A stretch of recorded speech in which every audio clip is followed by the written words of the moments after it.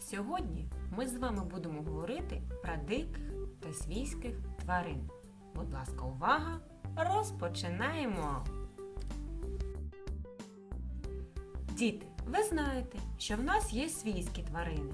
Це ті тварини, які живуть біля людини, за якими треба доглядати, годувати, прибирати за ними. А ще в нас є дикі тварини.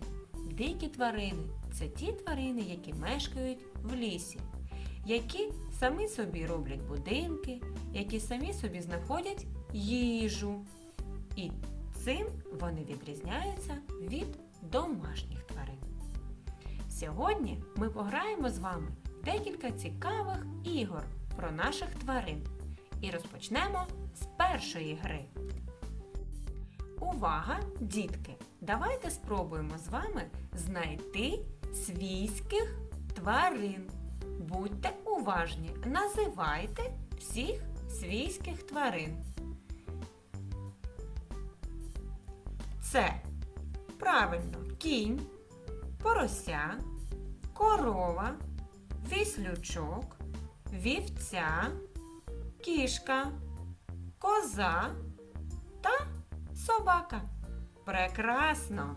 Всіх розселили на ферму. Молодці! Справились з завданням. Далі. Відшукайте тепер на цій картинці, будь ласка, всіх диких тварин, які живуть у лісі. Правильно, це бобер, лось, ведмідь, зайчик, їжак, лисичка, білка та вовк. Молодці! І з цим завданням ви також справились. І всіх диких тварин розмістили в лісі. Прекрасно! Пропоную вам пограти в наступну гру. Тут нам треба з вами дізнатися, що їдять тварини. Наприклад, зайчик їсть моркву. Подумайте, які тварини їдять яку їжу. Будьте уважні.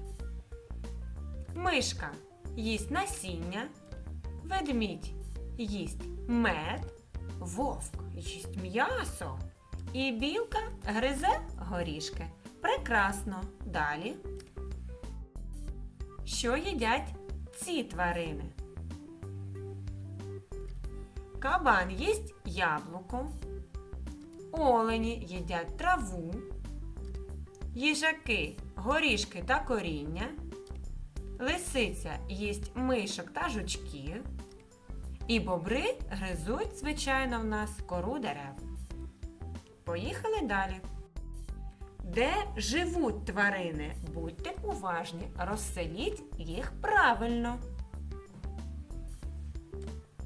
Білка живе в дуплі на дереві, ведмідь в барлозі, зайчик під кущем, лисичка живе в норі, і бобер в нас живе також в хатинці, яку він будує під водою або над водою.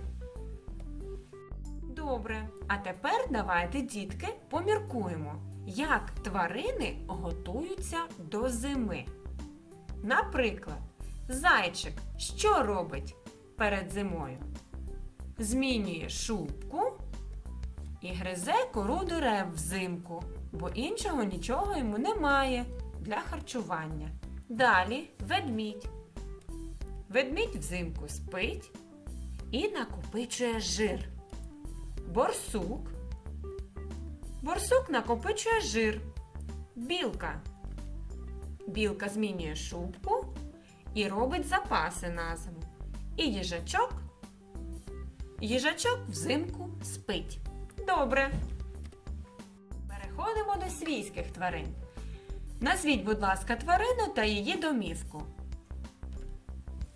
Кінь і корова в нас живуть в сараях, в конюшні та в корівнику. Кицька живе або спить в своїй домівці. Ось така гарна вона в неї.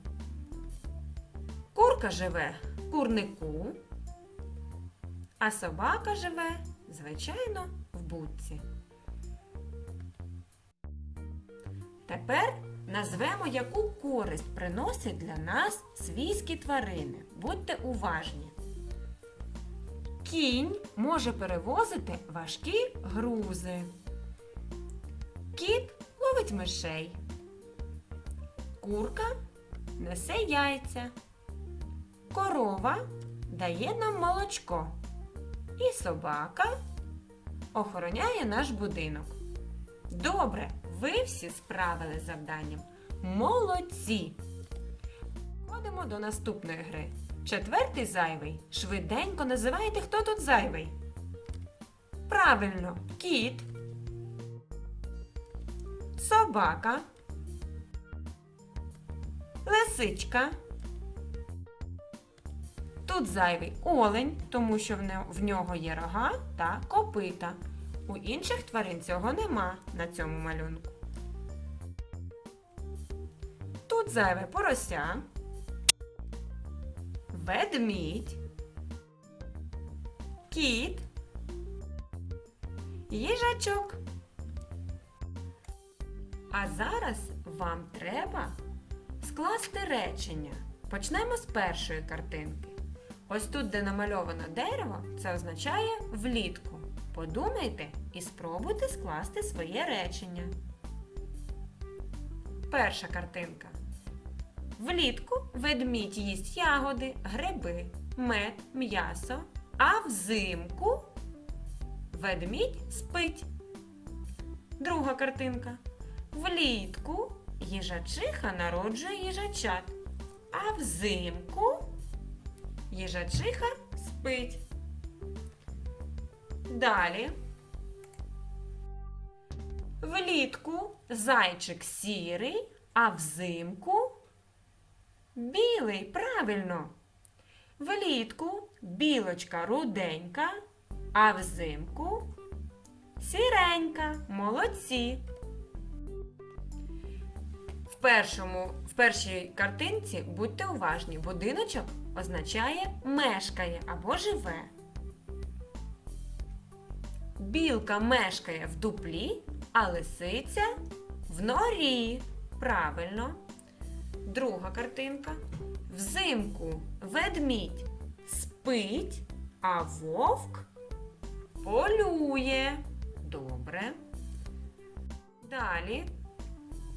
Ведмідь великий, а зайчик маленький або невеликий. Добре. В другій картинці оця рука означає короткий. У зайця хвіст короткий, а вуха? Правильно, вуха довгі. Молодці. Далі оцей синій смайлик означає їсть.